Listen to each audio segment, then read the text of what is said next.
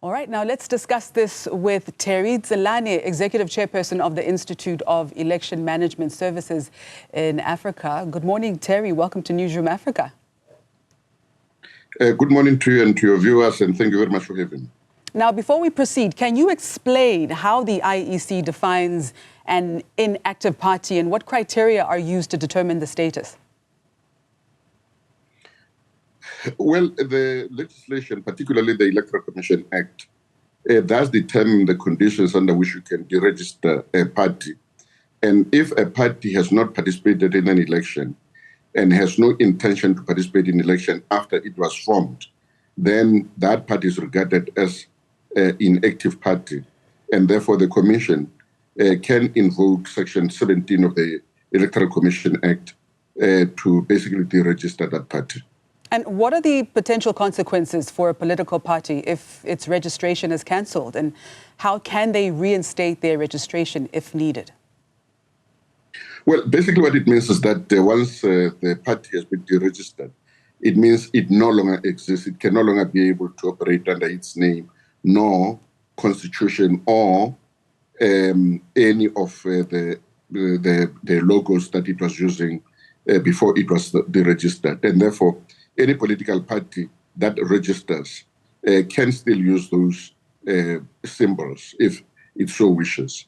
You know, so a political party that has been deregistered would have to start from the scratch again in order for them to eventually be registered if they still want to, if they still have an intention to participate as a political party.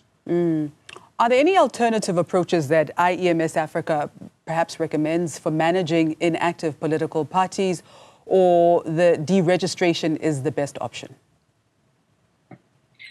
Well, from our side, if we are approached by a political party that is in danger of being deregistered, we can help them through the process to make sure that they are not disqualified and they are not deregistered.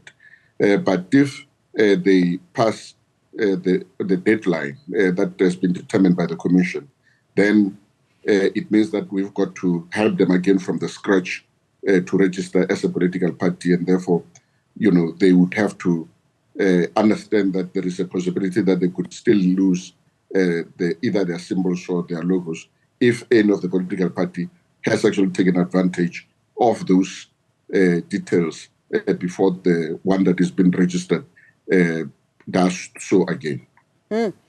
Do you have any concerns about the potential impact of deregistration on the overall health and stability of South Africa's democracy?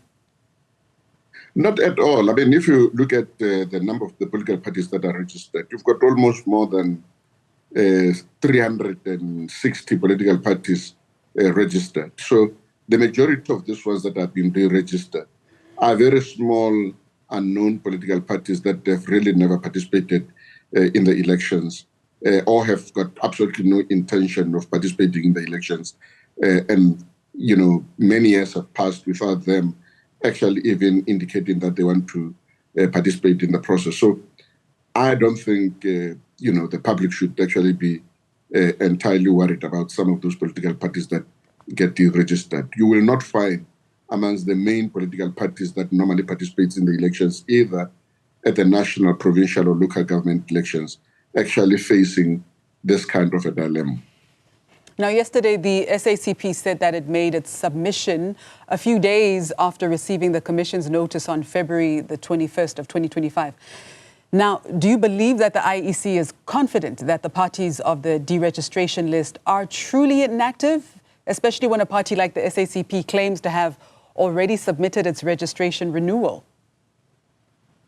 Yeah, a party that has submitted the intention to participate in the election, as you have indicated, like South African Communist Party, does not have a risk or does not run a risk of being deregistered as a political party.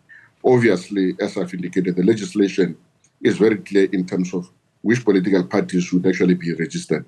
It is those that have no intention of participating in the elections and have not participated in elections in the previous national, provincial, or local government elections. And the Commission, therefore, can invoke Section 17 to register that political party. But a party that then approaches the Commission and says, we intend participating in the elections, the Commission will accept that intention or that notification of intention to participate in the elections, and it will not deregister such a party. And do we know how many parties have successfully renewed their registration since the notice was issued? It is difficult at this stage to know, because remember that political parties register at different times, and some would have registered long before the last elections, and then others would have registered just before the elections, and therefore the time for them to get a notification of the intention to deregister them would always come at different levels depending on how long time ago they had registered. Are there monthly fees or annual fees for political parties who remain registered with the IEC? And also, can parties request a refund or reimbursement of fees paid if they decide to deregister or are deregistered? No. The political party that is deregistered cannot claim a refund for its registration. And therefore, all those political parties that are going to be registering, we have got really absolutely no claim legally to approach the Commission and say that they want to be refunded for having registered as a political party. But there is no requirement for a political party to contribute monthly fees to the Commission once it is registered. There is only a once-off fee that is required during the period when the political party registers, and there is no requirement for that political party to keep on, paying for it to continue to exist. All right, and Tselane, lastly, very briefly, what message would you like to convey to stakeholders, including political parties, during this time? Of course, those that intend participating in the elections, it is important that they actually notify the Commission that they will be participating in the elections, so that they don't run the risk of being deregistered.